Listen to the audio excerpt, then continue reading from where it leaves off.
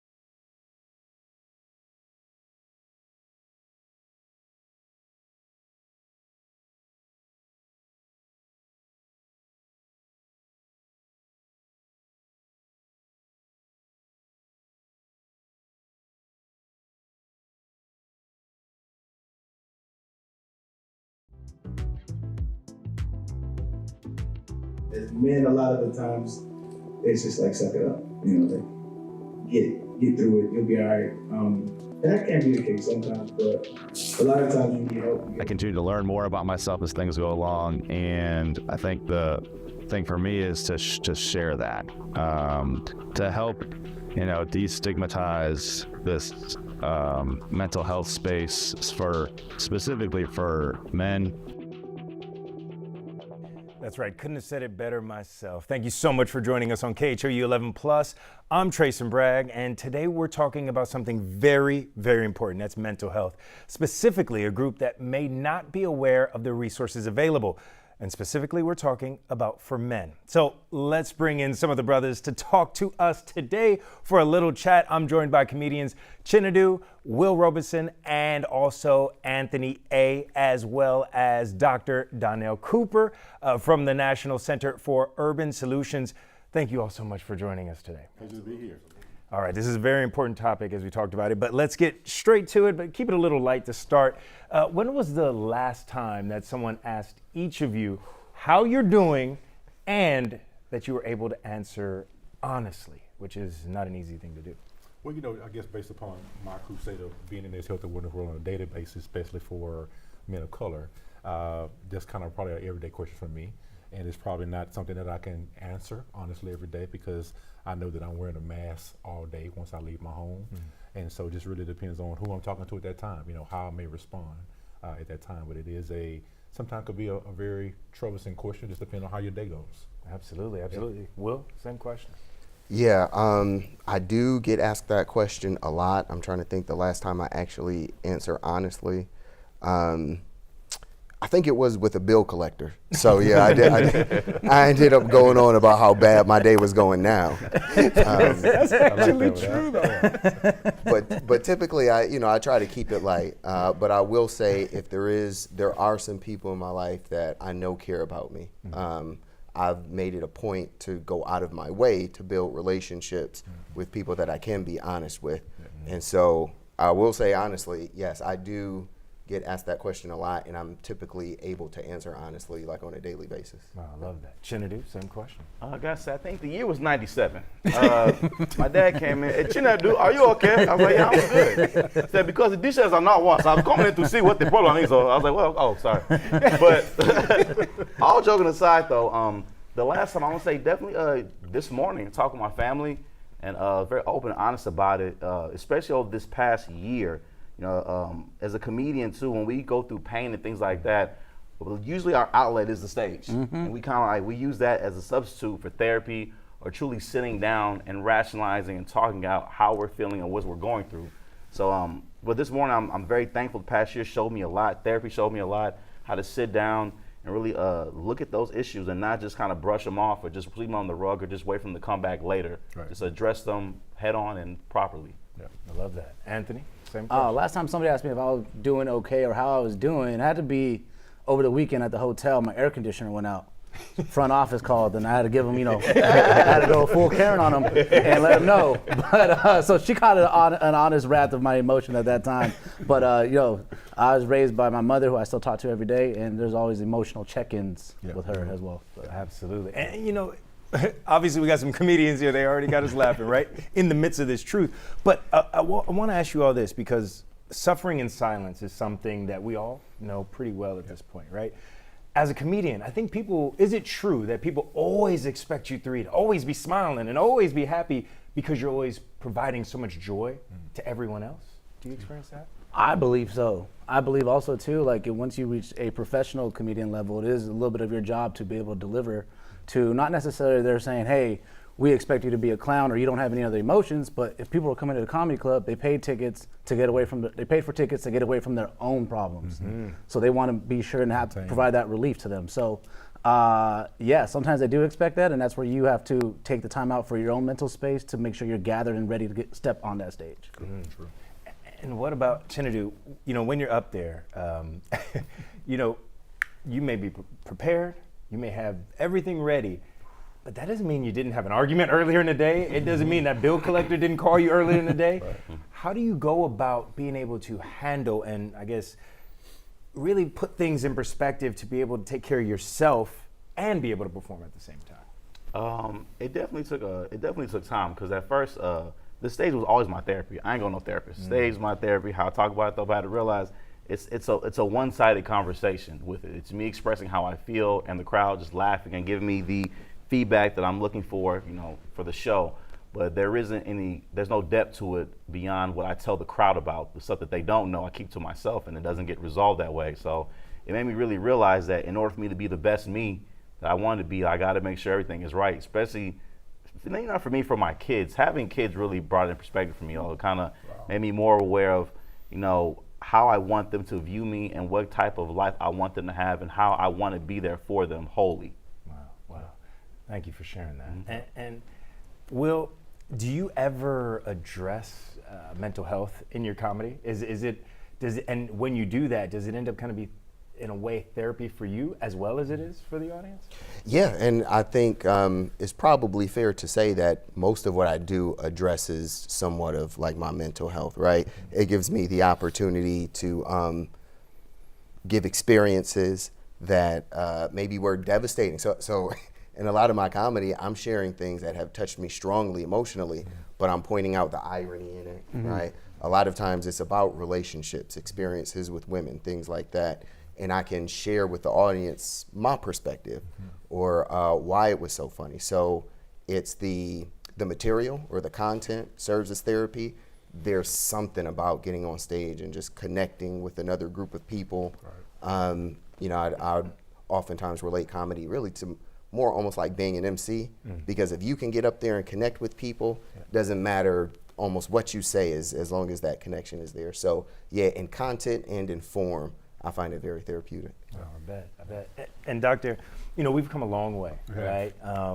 And especially men of color, right, which we all are. In our communities, it was something we didn't talk about, right? It was like one of those things, if you don't talk about it, the pillars will just stay strong somehow, right? Do you think we've come far enough where people actually know what mental health is? The average man, do they know what mental health is, and do they understand how important it is? Or are we still in a space where many men just kind of push it off to the side and try their best to forget about it? Yeah, I think we have definitely gone probably further back, only primarily because of so many generations are not having the conversation. So you think about, your father didn't have these conversations, your grandfather didn't probably have these conversations. So no matter what demographic, African American, Hispanic, white, family ordinance you come from, we really are living in a day and time right now where we're following the mental health capacity of what we've seen. And so, if your dad didn't take, medicine, you're probably not gonna like to take medicine. So I'm not telling my kids to take medicine, but I'm finding all of the home remedies, that we typically do.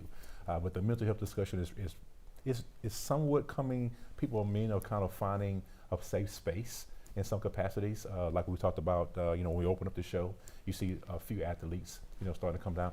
But sometimes it takes a man to get down to is zero core before they finally feel vulnerable enough to want to speak. And so in my world, I try to do a lot of peer-to-peer exercises on my crusade of helping men address those things before it gets too late. Because again, as you get older, those things that we once upon a time may have felt comfortable to say they would be a secret, I'll take to my grave, as a slogan people would say. Those things over a period of time to start to have a very dramatic tear down capacity internally, which now affects your emotional, depression, all of those mental capacities of what a man with crisis will go through. And so we're not having those dialogue conversations out loud with other men and finding a safe space, someone we can share that with without being judged. Then we will continue to allow it to be a closed, capacity thinking. And so, it probably is getting there in some capacities, but it takes more dialogue like we're having now to be able to allow men to say, hey, you can do this in a free space without being judged. Finding a safe space is most important. Because you think about it, so many men have been to incarceration. They've gone through drugs. They've been through a dramatic, capacity within a family ordinance that now has affected them to not want to be heard or not want to share those opportunities of what they've experienced. And so we have to have more of these open concepts of allowing men to speak freely. Absolutely. You touched on something. You mentioned almost self-medicating in a sense, right? I think we maybe all know someone who does that. Can you speak a bit to the dangers of continuing to ignore that feeling and self-medicating, whether it be alcohol, whether it be anger, whether it be, lashing out in whatever ways that may be? The dangers not only to yourself, to your family, but also those around us. Right. Well, we see it every day. Just turn on the news. Most of the time when you see death, you see crisis happening. Typically after this investigation and all has been done, it says, oh, he was suffering from mental illness. To some capacity. You don't know it right in the real zone time, but after something dramatic has happened and an investigation is done, now that opportunity comes to realization. So we do something, we're actually doing it tonight in the city of Houston called Real Man, Real Talk. It allows men of culture to come together and we have these real style conversations that allow men to take a deeper dive into their history, to recognize an alignment that I realize now by doing this peer-to-peer exercise, why I have attitude, why I address my peers, why I don't like to take pictures, why I don't like being in large crowds. And now through these peer-to-peer exercises, they're able to put something in alignment through a dramatic opportunity they've experienced through life to say, now I realize who I am, because I'm really wearing a mask every day. So you think about when you woke up this morning, we wake up when you get out your bed, you are your first and last name. But once you walk into the kitchen, your husband. Then you go to your kids' room, I'm daddy. Then when you leave out your house, I'm Mr. Cooper. I get to work, I'm Dr. Cooper. But not until I lay back down in my home, in my bed, I'm Donald Cooper. So as a man, no matter what culture or what color, we're wearing a mask all day. And so in this real man, real talk capacity, we're teaching men and we ask the question, when you remove the mask, remove the cape that you wear every day, who am I? So all that's a mental process that you don't even think about on a day-to-day basis because we're wearing a mask every day. So no matter what age you are, 40, 50, 60, 10, 12, when you ask that man that question, they say, wow, who am I? I was having a conversation the other day with Matt Hatter. I grew up with him. I said, but can you put 10 people in the room that didn't even know your real name? Wow. It's always Matt Hatter. So I said, so why did you get back into radio? And he says, well, I got a 2-year-old son now. And, I realized that all the years I was on the radio, I wasn't really big on video and capturing pictures. And I wanted my son to know the legacy that I've laid. So I got back in the radio for my son. Wow. And so I say, well, what if your son asks you, Dad, who am I? He said, well, why would I want to share that, that legacy with him? I said, well, think about it. It's your son that's asking that question now. So can you remove the mask of Mad Hatter and tell him what you haven't shared with anybody before? Wow. He said, wow, I never thought about that. Because I'm always thinking about why would I share something with someone that's not going to benefit me? Well, that's the selfish side of it. But when you release that, now the mental health side capacity starts to regenerate it. Because now releasing something that internally is decomposing the body. Wow. Decomposing the body. I like that. Will, to the point of being able to have that peer-to-peer honesty, that peer-to-peer truth, how do you handle that? What is your group, and is it a group of comedians? Because I would imagine, right, being a comedian, I would imagine is a shared space because it's a difficult, high-pressure job, right? Is that something that comedians really bond over backstage almost? Are you able to share each other's truths or not so much? No, they play too much. I can't, I can't deal with them. I was like, oh my God. Not happening. I was like, the new, y'all's green room, KHOU's green room, very different. Way different, man. I'm not trying to get roasted all day. They'll bring up something from 5 years ago. I'm not trying to. No, so what I've actually had to do is I've had to pursue meaningful relationships, specifically with other men. One thing that I noticed was that there were older men or friends or whatever that would reach out to me and try to build a relationship, and for whatever reason, I was like, I just couldn't do it. But a couple of years ago, once I got deeper into like the mental health space, working with the Foundation for Suicide Prevention, and hearing a lot of experiences, I realized that it is a struggle for most men to have close relationships. So my friend group these days is so amazingly diverse.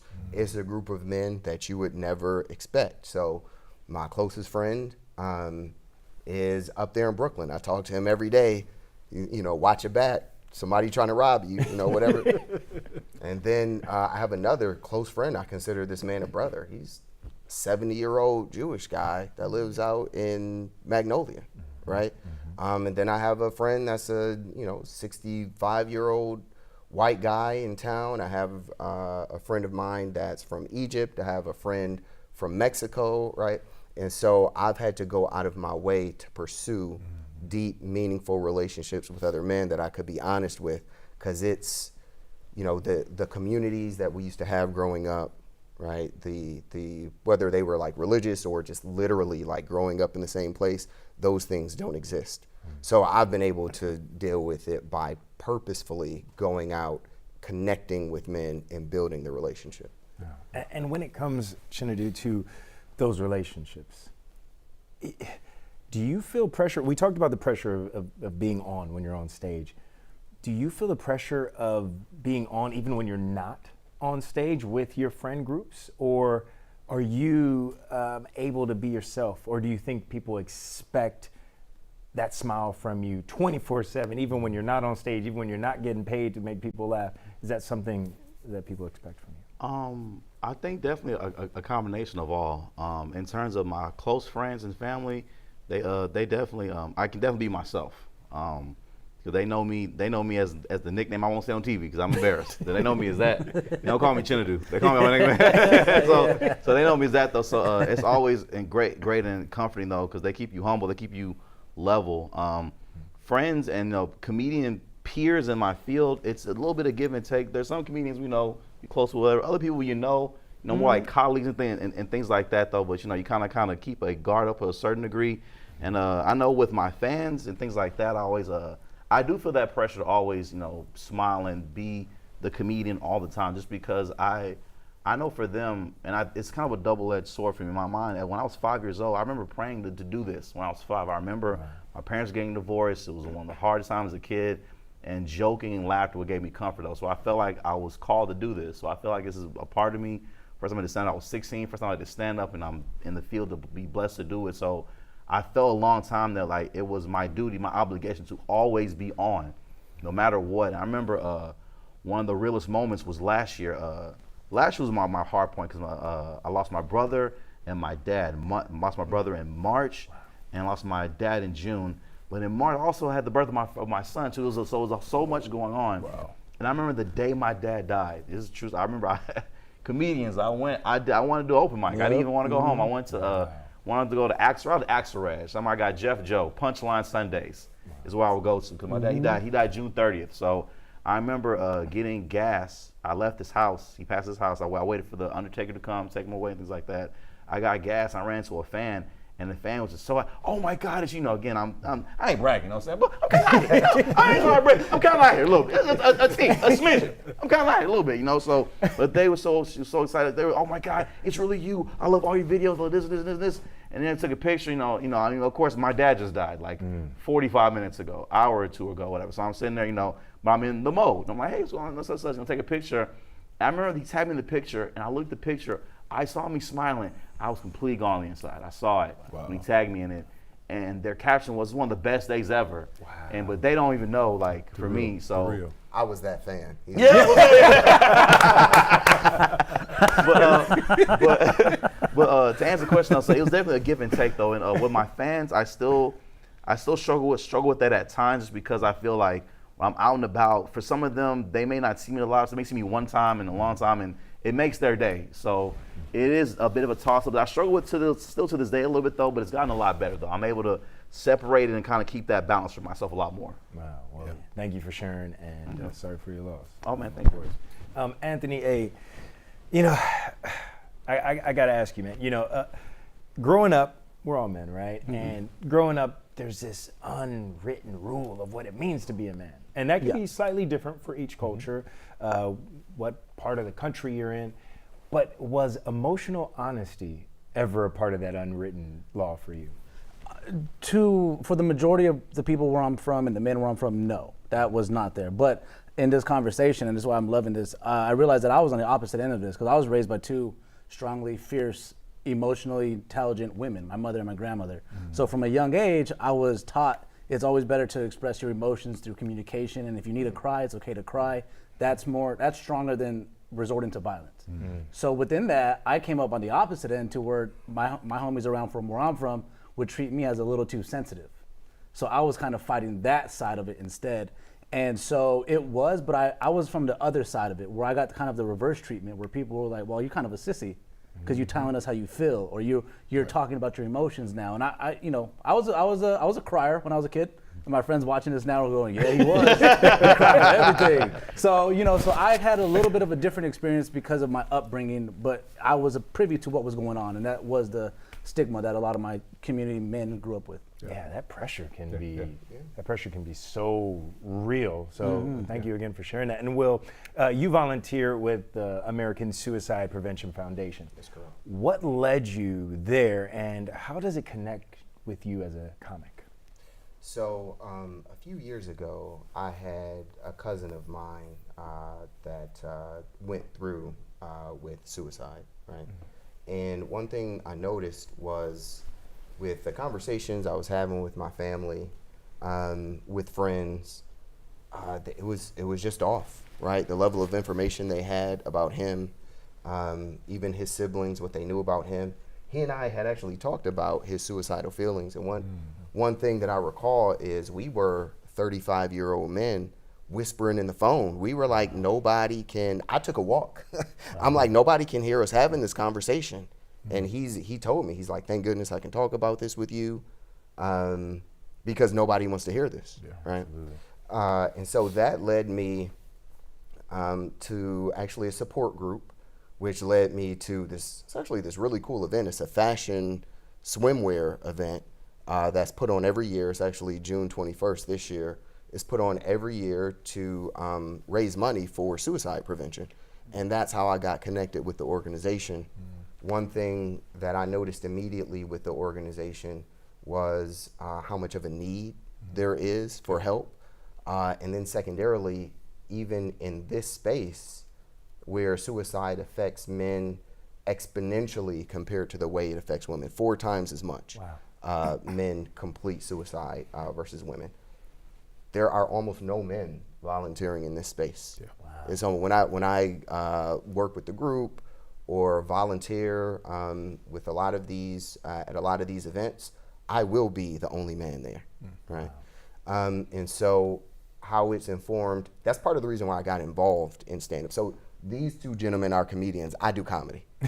Okay. What's the difference? Yeah, there's a difference. I gotta beg to get on stage. People are begging them to get on stage. That's the difference, right? That's the difference. He can mention Joe's name. If I mention Joe, he keep me out of it. But that's why I got involved. What really connected with me was 2 things. First of all, like, our time is limited. When I lost my cousin to suicide, I realized that ultimately what I lost was time. It's not like he was gonna live forever, right?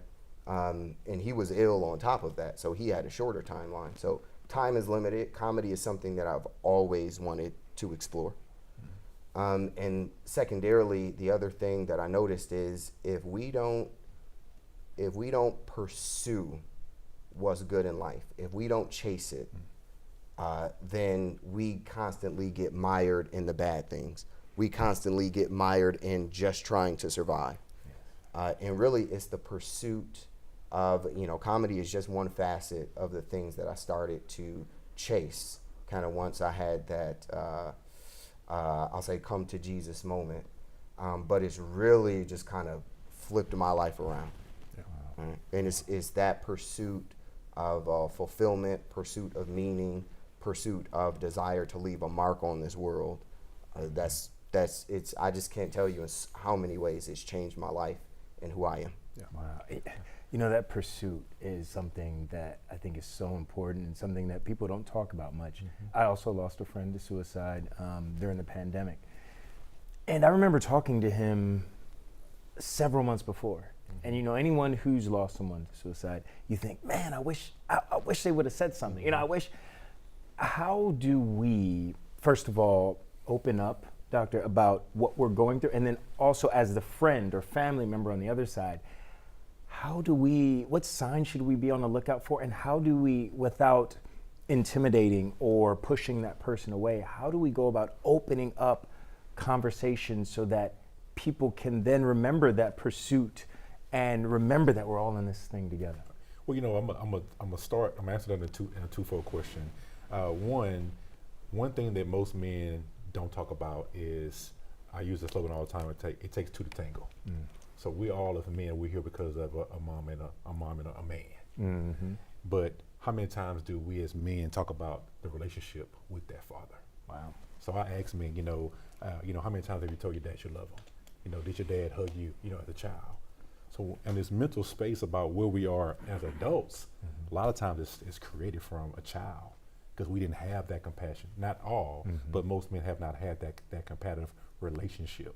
So going to the second phase of your question, a lot of times it takes that relationship in order for us to feel comfortable enough to be able to speak out loud with someone, just like Will just stated. He has a lot of different dynamics of friends, but there's a relationship there. But if you haven't been taught that as a child, then as an adult, that dwindles with you, because now I don't have that safe space, because I never have known what a true relationship looks like. And so as men of all demographics, we have really suffered across the country in regards to growing up as adults, because we've done that a lot on our own. We hear those stories all the time. I was raised by my mom, raised by my grandmother, all the time. But a lot of times, when you see athletes, you see people signing contracts, there's always a mom there. The fathers or the man, not even a father, just the man who produced to the tango, hasn't been there. And so from that childhood capacity, we have never really learned about what does that male bonding capacity look like in a relationship. And so we've done it all by ourselves. Mom just did the best she could, taught you how to tie a tie, took you to the football games. But in that male capacity, where is that relationship? When you fell down on that baseball and you lost that game, dad was there to dust you off and say, son, we're gonna get it next time. That may happen to a few, but that's not everybody. Exactly. But all that time during growing up, we look at it just fun and games, but at the same time, that's a male bond that we as men most have not been taught. And so from a mental capacity, that has had a major effect on most men. And so now we don't know how to go out and build that friendship. Wow. We'll go to a woman before we go to a man. And so to just touch on that second part of your question, one of the most important messages we try to get across as a foundation is removing the stigma behind the conversation. That's right. And so one of the biggest issues that we have is people feel like they can't share it because there's the immediate inference that there's something wrong with them. Right. Yeah. And so if you tell someone who's suicidal that there's something wrong with them, all you're doing is affirming why they think, right, that they should pursue that as a solution, right? And so what's important is to allow that person to speak. You can relate to that person. So the most famous line in English literature is to be or not to be. That is the question. That's a whole speech about suicide. Yeah. It's a whole speech. Yeah. And so if suicide is so unrelatable, why has that resonated for so long? Why does everyone know exactly what I'm talking about when I mention that? The truth is, it is a very relatable thought. Throughout literature, throughout history, throughout when you look at any, any philosophical or psychological literature. It deals with questions around the meaning of life. Okay, so this isn't a new conversation. It's not something that reflects that there's something wrong with you. Actually, right at that moment in time, it's a signal that there's something very right with you. You're asking the right questions, right? And so there's not anything wrong with the thought. We don't want you to go through with the act, but let's go ahead and pursue that thought. Is there something wrong in your life? Is there something that needs to change? Is there an opportunity for the person you are to no longer exist, but now you transform into a new person? Maybe that's what needs to happen, right?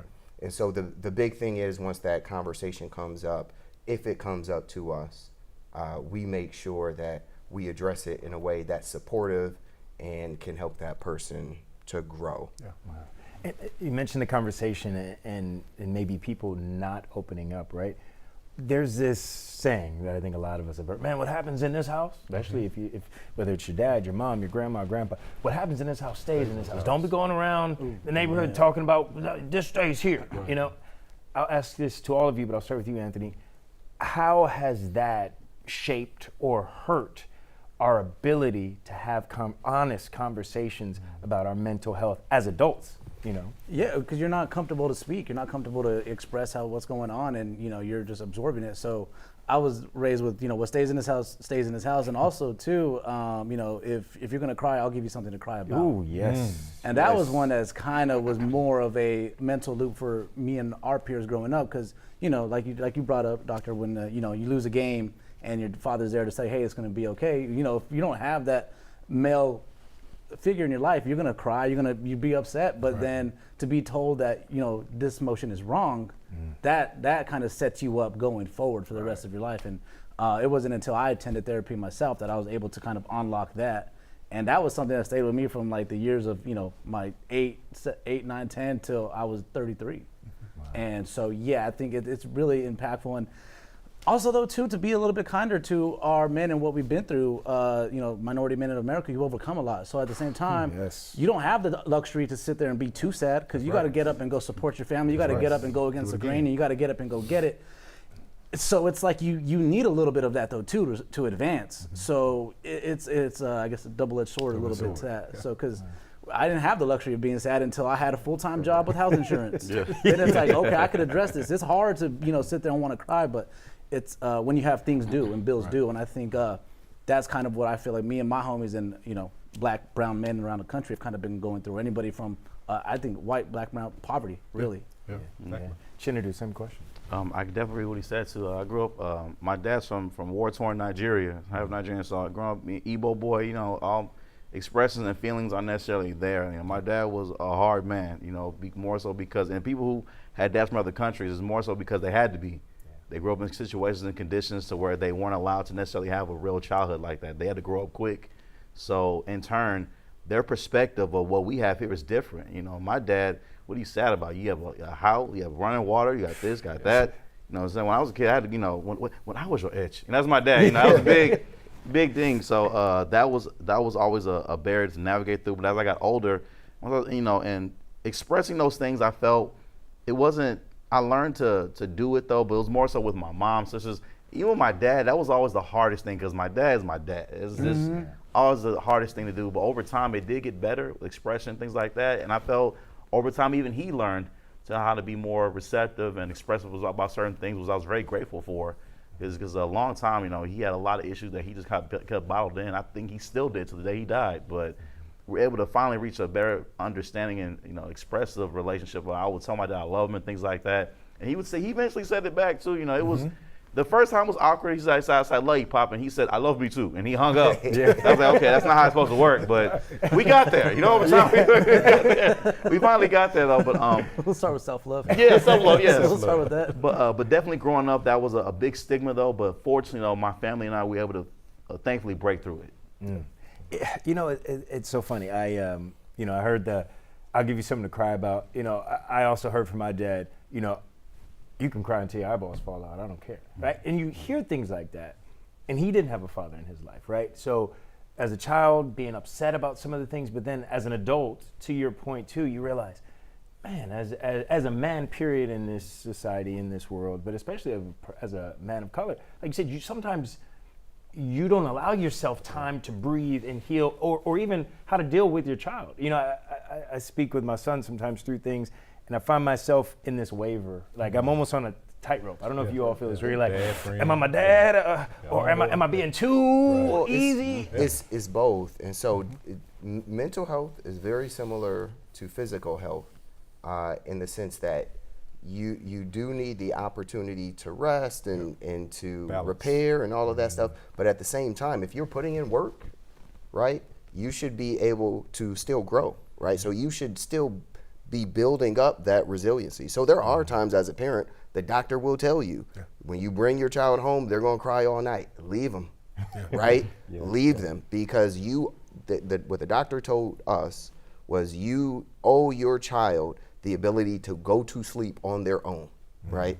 And so, yeah, when it comes to that, we need to build up for ourselves and for our children, quite frankly, the ability to deal with the everyday circumstances of life. Because sometimes you do just need to suck it up, right? But at the same time, we can still take the opportunity to rest, to repair, and to put some work in.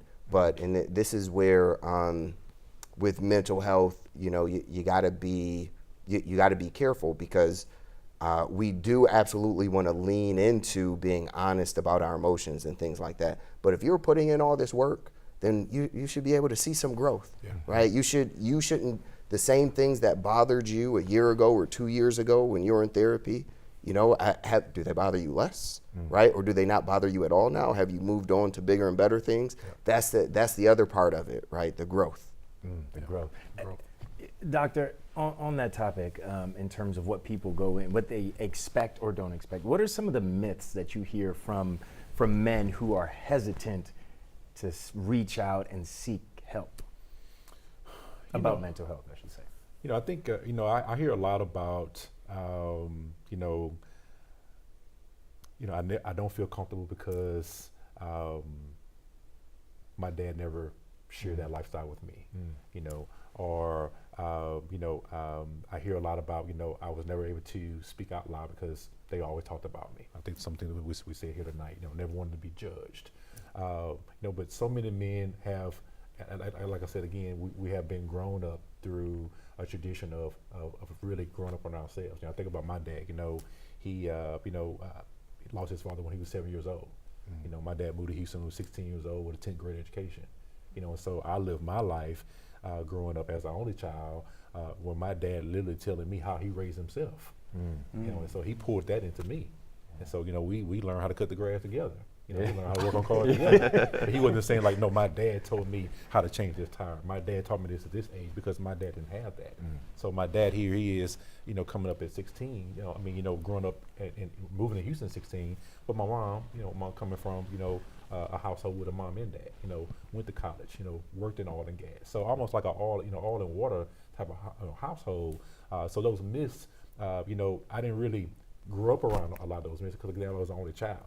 So when I went out to society and all my friends are, with the nice bikes or whatever, I'm saying, Mom, can I ride your bike? Because that wasn't, my mom said, we're not going out bike with your friends. We ain't keeping up with the Joneses. And we're gonna live within our means.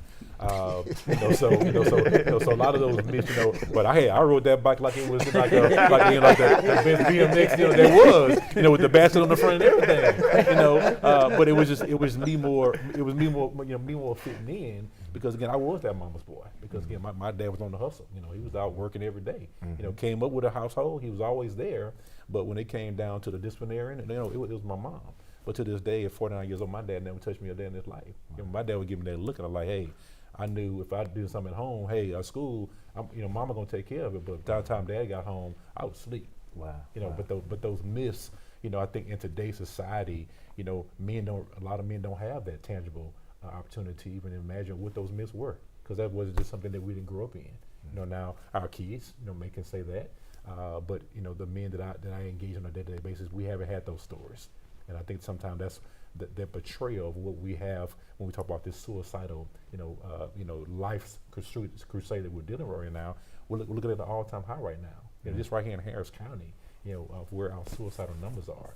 I was in a discussion today with Harris County with CEOs in oil and gas, and they were just saying how volume suicide is right now in the oil and gas sector based upon today's economy. Wow. And so that's a culture that that lifestyle is used to making money and traveling and doing things. But now I have to now every day go check on my 401k. Is it there? Is it going to change? Am I going to have access to it? And so we don't know how to deal with those type things. So we just check out. Yeah. So that suicide rate is at an all-time high right now. And so the myths that we're talking about today, they can be some traditional in some aspects. Really depends on the lifestyle that we grow up in. And speaking about those real concerns, right? Anthony, have you ever found yourself, not on stage, but in your day-to-day life, using humor to mask real pain? And has that been a situation that you wish you thought back and said, man, I wish I would have actually talked about it then. I wish I would have addressed it then. I operate with humor 24/7. So it's like, I came up from poverty into lower end middle class, so everything was on a budget, and a lot of times all you had was optimism and humor to get through anything in life. And so, yes, I've used that a lot. And the second part of the question? The second part of the question is, do you wish that you would have been honest in some of those moments? Yes, of course. More honest with myself, and not necessarily like what I conveyed to the audience, but just more honest with myself in the moment, and allowed myself to be more in the present moment of, if I am performing, to appreciate that stage time and not, be detached from something like that. So yes, I have, and that's kind of where that. Yeah. And I want to talk to everybody at home right now. All right, this is a big reminder. If you have any questions for any of these brothers up here, please just text us those questions at 713-526-1111. And we're going to keep this conversation going now. Now, do you ever talk about therapy and anxiety or depression on stage? I'm talking to the comedians here, of course. And what kind of reaction do you get from the audience? And does that vary kind of on the makeup of the audience? I would say I definitely bring everything to the stage, especially everything's going through. I feel it's like almost like a comedian code. It's almost like whatever you're going through, low key, you're not real unless you bring it to the stage. So that's kind of a code we have. So you got to bring it up there, otherwise you ain't being real. So we do depending on the crowd, it does. I do talk because my most recent stand-up, I called it LIFE. It's an acronym. Laughter is for everybody. That's why I talk about my brother's death, my dad's death, things like that all in it. And depending on the crowd, it's me talking about me going to therapy and things like that. My first time in therapy, this is part of my set. The crowd, it does depend on certain crowds. More people depend on where we are. Some crowds are like, I definitely understand. Some crowds are like, oh, you crazy? You go to therapy? It depends on where you are. Yeah. But even then, I'm thankful that in the end, though, people still hear out what I have to say, and I do feel people walk away, having more information what they had about therapy and things like that, and I do feel it does help for the better for all the crowds. Yeah. Do you also find it difficult sometimes, Will, when I've spoken to some older relatives, mom, dad, uncles, and you mention therapy, and they're like, oh, like you said, something wrong with you? Or can you believe I know somebody that's been in therapy for 10 years? And it's like, well, how do you break through to some of those older relatives, which are suffering? And they might not even know they're suffering because they think, hey, this is what life is about. Like you say, you keep going, or this is what relationships are about, even if they're toxic. Like, have you ever found yourself in that space, and how do you get through to that? Yeah, I tell them I am crazy, so do what I say. So no, that does come up. I think in order to address anything where there's a level of skepticism, you just talk people through kind of whatever their issues or concerns are. So some of their issues or concerns are actually very real, right? So that's where we got to be, balanced too, because therapy is not an end-all be-all, right? It's part of the puzzle, right? And then for them, they may be a little bit more. Listen, some of those older generations, they went through it. You're not going to tell somebody that grew up with no civil rights that, something has crippled you or, mentally or something like that. Get out of here, right? And so, you just honestly address, their concerns. Speak about the value that has brought you, right? So I share the value that has brought me, the opportunity to, because what it really helps me do is unpack how I'm feeling about a specific situation and then kind of go address what's out there, right? Share it, and then, they walk away with maybe just a seed planted, maybe they can take advantage of it. But again, even finding a therapist is like it's a process, right? So they may have had a bad experience with it. It may not necessarily be for everyone at every time, right? So just, acknowledge that. Those are just some of the truths about it. Speak about how it's worked for you, and let the dice fall where they may. Yeah. And speaking about therapy, doctor, when you hear men say, "Hey, man, real men don't do therapy," what do you say to them? What is your response to them? And the second part to this question, because I love two-part questions, is a lot of folks may be getting some form of therapy without even knowing it, and by that I mean the barbershop, right, or the gym. They may have this group that they don't even realize. They think they're just going to talk about the sports and LeBron and this and that, but you actually sharing, yeah, right? Yeah. What do you say to those? I'm a big fan of always like to invite men out to our real man real yoga. So not our real man real talk, our real man real yoga. Yeah, and so when men get there, we address three things that men don't do every day. We don't know how to breathe. We wake up every day, we're on the grind. We go. So true. We don't breathe. We don't take care of our bodies, the abuse and the wear and tear that we do every day on our body, and then take some time to journal. Who am I? People ask you all the time, who are you? What's your name? Yeah. But how many times do you take the time to write that down? So in Real Men Real, we spend the first 15 minutes just learning how to breathe, just taking an opportunity to get into a position of peace, and poise, and learn how to breathe. Then we introduce men to yoga, teaching them, the vulnerability of your body. We see it every day. We put clothes on every day, but do you really know the durability of your body? And then we close it out with an opportunity to journal in a quiet space. And we ask men, when you remove the mask, remove the cape every day, who am I? We want you to jot that down. Wow. So, am I a father? Am I a mentor? Write things that we talk about it verbally all the time, but writing it down and learn how to journal. And as girls all the time, they always had diaries. But growing up as a man, talking about you had a diary or a book, like, man, you okay? You both ways or whatever. Yeah. But but journaling, the narrative of the vocabulary that we use now, journal. So teaching men how to journal about themselves, and so that's therapy, in itself. And so the therapy conversation, I think that the way that it's portrayed, has a very negative narrative on it because what we've seen, marriage or somebody death, suicide, therapy, but it can be a very, very positive way of how we introduce it. And so I go to the chiropractor, 2 or 3 times a month, and we have those therapy opportunities. My chiropractor is a female, and she walks me through those capacity opportunities of showing me different things of how to get into my own mental space, when I'm at home or when you're in your car.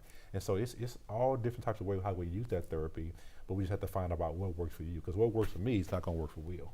So Will has to find his own piece, his own wheelhouse. You have to find your own wheelhouse in regards to what works for you and what brings you to a calm aspect where you can say, hey, this was motivating to me, this was therapy for me, and it allows me to get up and do things even better. I love that. It's not cookie cutter, because a lot of times we think it has to be. Exactly. Yeah. Anthony, as a comedian in today's world, I'm assuming, correct me if I'm wrong, social media has to be a big part of what you all have to do, because you got to get people out to the shows, you got to promote yourself. It's free promotion, right, which is a good thing. But does that add pressure as well sometimes? And can that be negative? Because you're seeing so-and-so looking like they're having the best day of their life forever, and that's not real. Yeah, well, nothing's more pressure than following Dr. Cooper. That's just. Thank you, David. Thank you, brother. I was like, who am I going to? Going from him to the guy he's brought up a wheel shop. I look like I work at a tire shop. So, going from him to, there's nothing as much pressure that I just experienced as that. But yes, there is that pressure to maintain that. And the interesting thing, though, is you'll find that your audience appreciates when you're more vulnerable. If you have the legit fans, like how they came out for you and they understood everything with your family and your losses, they really appreciate that. Now, where I've fallen into the trap with social media is comparing myself to other comedians. And that takes a lot of wear and tear on people, too, because, you'll see a comedian, it's not a linear game. Some people blow up and become famous, and they've only been doing it for 2 months. So every comedian goes through that. Well, why not me? Why not this? Why not now? So that's played a bigger impact, which was one of the reasons for my therapy in 2024 when I got through that. But that was a big thing of trying to compare yourself to other comedians, and you feel like, why is he getting this job, or why is that person on this and I'm not? So that took a lot of detachment when it came to the social media side. Wow, well, I bet. And Chinadu, when it comes to, speaking your truth with your friends, right? Wherever your space is, like we said, that therapy can be different from everybody, for everybody. How do you go about, if you see somebody who is maybe self-medicating, right? Have you ever been in that situation?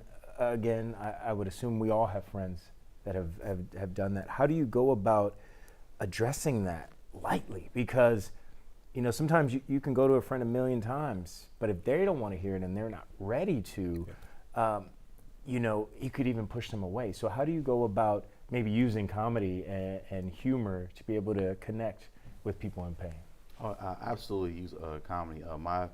My biggest thing, laughter is healing. It's always been my biggest thing. Comedy's been my safe space since I was 5 years old. It's my solace. So, and I do use comedy to address things, stuff like that. I know family-friendly show, guys. So I do have friends that say we'll call their advice. We'll call Mary Juan. That's their name. The name that they like, Mary Juan. That's what they like to hang out with. We'll call it that. Right between lines. So they were in there. They're trying to enjoy some Mary Juan. And I said, hey, man, hey. You don't need Mary. Like, kind of bring it in. And I like to use humor but still be honest in what I say too, but lovingly, from a loving place though. You gauge it based on your friends though. You see what kind of pain they're in, where they're at. Sometimes they do need that stern love from a friend, so that that you really care about them, that you'll go deep. Because you have some friends, they need the friends that need to know that you'll go deep for them. Like you'll go out there. You'll run the arbor, you'll call the play, you'll do all that. You'll even throw the ball and catch the end zone for them. They need to know that you'll ride with them like that. Certain friends, they need to, they have embarrassment, they feel a certain way, so you have to gauge it lightly. But humor is what I use in all things, though. I use it, all right, man, that's right. You gotta do like that. All right, man. I ain't gonna say nothing, but what I will say, like that, though. But let them know, but I always end the way, I love you, man, all right? If they want me to be shut up, tell me to be quiet, I'll be quiet. You know that. I always give my friends the option. If I'm going too far, let me know. Right. Let me know. But also in that too, if I'm going too far, I gauge it. I know where to go next time. All right, we're gonna get it. We'll sneak it in next time with a jump. But of course, though, gauging it with all friends is the main thing. Yeah. And it's funny you mentioned love, right? Like I remember the first time as an adult, I started saying, "Man, I love you, brother." At first you're like, and everybody's kind of like, and you're like, "No, this is cool." Like, there's nothing wrong with saying that, right? Yeah. But Will, you're active in suicide prevention, which we mentioned earlier. So, what are some signs that you wish people paid closer attention to, or even knew about? And along that line, what are some lessons that you've learned from stress and just mental health care along the way?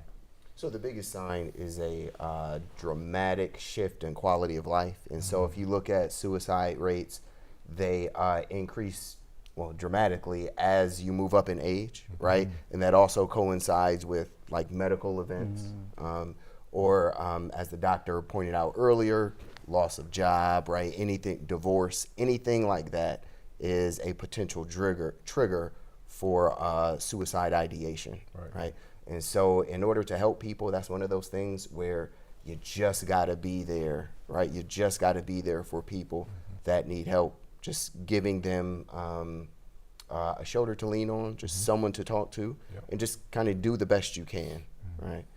In terms of what I've learned to help deal with stress, it goes back to me toward that resiliency. I think a few of the things that therapy revealed to me was how I saw myself.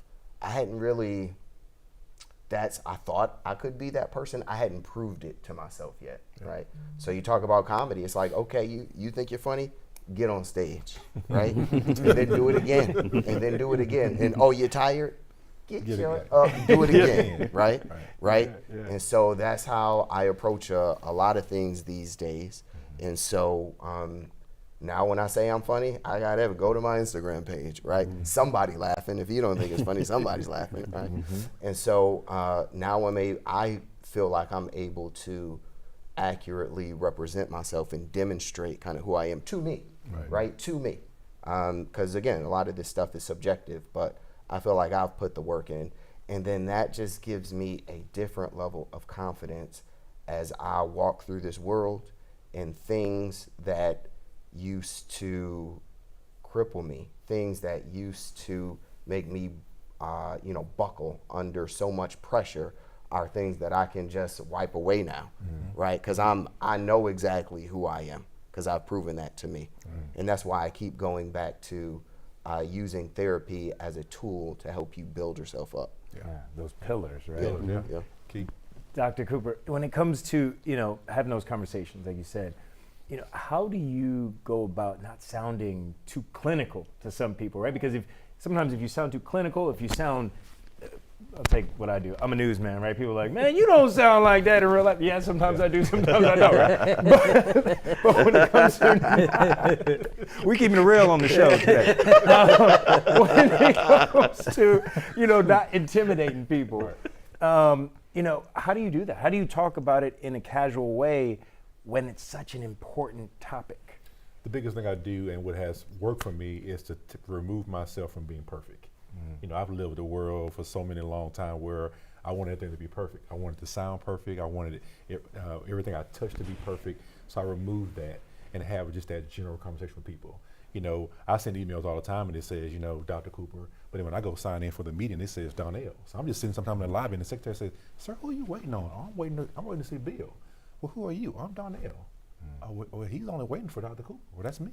But I just want to be just that ordinary person.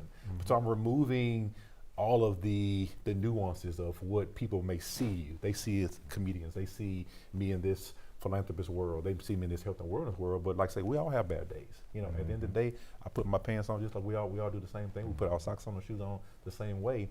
But people put you on that pedestal. But sometimes I like to do it intentionally, just to be a normal person, to have a normal conversation in regards to just being, just who I am internally. And so when people find out, I say, well, man, he had on a suit, but man, he was just a real cool guy. I mean, I've never met anybody. It was that intentional about wanting to build a relationship or be, or have a collaborative conversation. And it wasn't, a Princeton or Yale type, authentic type of conversation or a dialect of English. And so we can have that cool homeboy, tough love.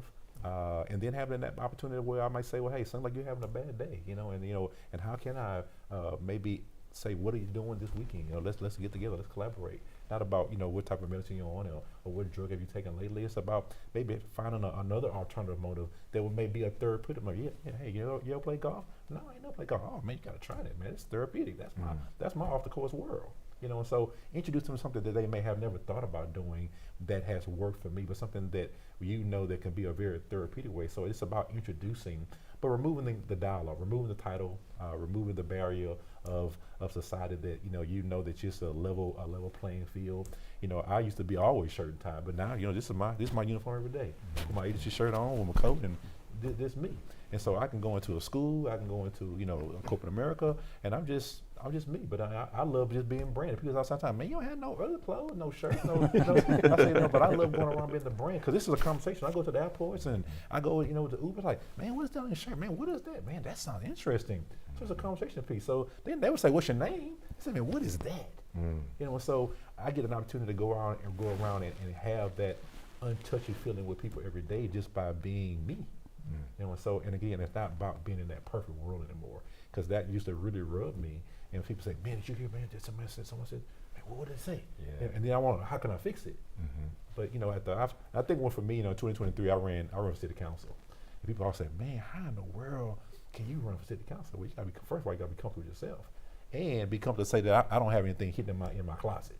And so I've lived a life where that's a tough skin to be in politics. But for me, it was, I feel comfortable being in that world because I knew that people may judge you, they may not judge you, but I wanted people to see me. So I didn't go out with with all these lies about what I'm going to do for the community. I want to say, what have I done? This is what I've done, and this is why I want to run, because I want to continue on this mission, but I want to do it for us together. So that's what works for me on a day-to-day basis, is really just being self, and not being the Dr. Cooper, what school you went to, do this and do that, just by really having that cup of coffee, or just, having that, like people say, man, what's your favorite restaurant? Why Waffle House? It's not the fine steak and dinner, and I'm a Waffle House man. You want to meet me? I ain't Waffle House all day, but that's what I love, just being that, that general type of person.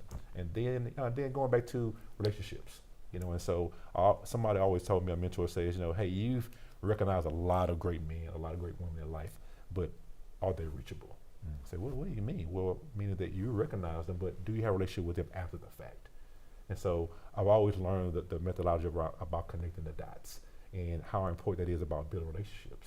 Because now people are getting to see who I am, and I want to know a little bit more about who they are, not about what you've done in life on that pedestal, but I just want to get to know you as a person. Because there may be a world out there that we connected with, we might be even related, that we don't even know, because now we've removed all of the nuances of who people think we are. Absolutely. Well, I got to thank all you brothers for being so honest up here.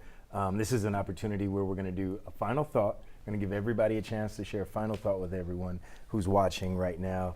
And I'm going to start with Anthony. I'm going to go to you first, man. Pressure Oh, on man. again. Always back to back, baby. I gotta go with, my message to anybody is to, be patient with us. We're on the forefront of men discovering further development into our emotional intelligence, and listen for the signs. And I've learned so much in this conversation, so thank you again for having me. And yeah, if anybody's out there, you need somebody to talk to homie at Anthony A Comedy on Instagram. Listen to us on Mix 96.5, and we're always open to callers, whoever may be going through something. But thank you guys. It was an honor to come down, and I love a sensitive bro down. So thank you guys so much. It's been a blessing. Thank you. Thank you. Same question. I'm gonna sit like y'all sit. You see Dr. Coop, I'm sitting like this. You sit like this. You see how outside, brother? I'm like, what the boys are smart. When you do this, boy, you got some money, boy. That's how you know you got some money. You say, people, let me say something. You got some money, boy. You sit like this. Bro, I thought this whole time Waffle House was high end. Man,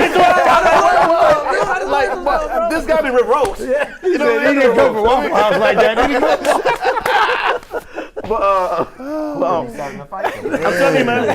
I want to hang out with him one day so I can finally say I'm hanging with Mr. Cooper, because I love that show. I love that show. But all joking aside, I just want to say that your mental health is important. Your feelings are important, and they matter. You matter. All right. No matter what phase of life you're in, you're here for a reason. All right. It wasn't just to exist for somebody else's benefit. You matter. All right. And long story short, no matter what you go through, be sure to praise God and laugh daily. That's my advice. All right. Need more love from your boy Chin? You can follow me daily. I post daily videos at chinduagu.com. And if you need anything from anything else, man, it's a great resource here. This amazing panel of these brothers here is amazing to talk about these feelings, emotions, things that I felt 5-10-year-old me would not have talked about. Man, my dad would kill. What? Yeah, exactly. You said you cry. Don't you cry? What? Like, we runaways. I'm like, don't you cry? But this is a great time to express feelings and let everyone know once again, you and your feelings and your mental health, they matter. There we go. Will? This message is for Pretty Tony. I know you got my money. Get you out of my pocket.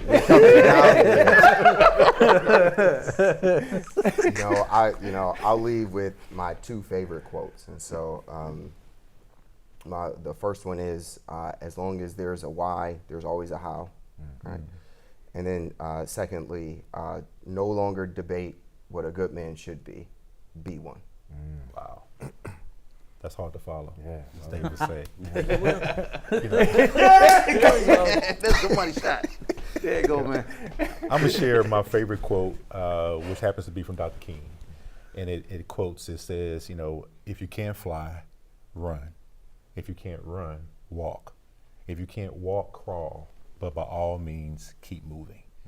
And I think in this life, we need to be in a capacity stance always about continuing to motivate self and to keep moving. Absolutely. I'm going to share one too. Usually I don't, but I got to share one. It's a lot of times, like you said, on Anthony, on Instagram and social media, sometimes we can see people, or on TV, and think everybody has it figured out. But a lot of us are going through the same things that you all are going through. One thing that touched me when I was in college, I remember hearing someone say, like, to your point, just keep going, never give up, because you could just be 5 minutes or 5 seconds away from that miracle that you've been waiting on. Like, it could be right there. So just keep going, ask for help, whatever you need, just to your point, just keep moving. Just keep moving. And I want to thank all of our panelists for joining us for this very important and impactful chat today. And I want to thank you all for joining us on this chat and being with us as well on this journey. And we've got a lot of original content ready for you, including more discussions like the one we just had. So be sure to watch those for free right here on KHOU 11+. And I'm gonna cross my legs one more time. we all do it. That's the money. That's the money shot, man. Intelligent men sit like this.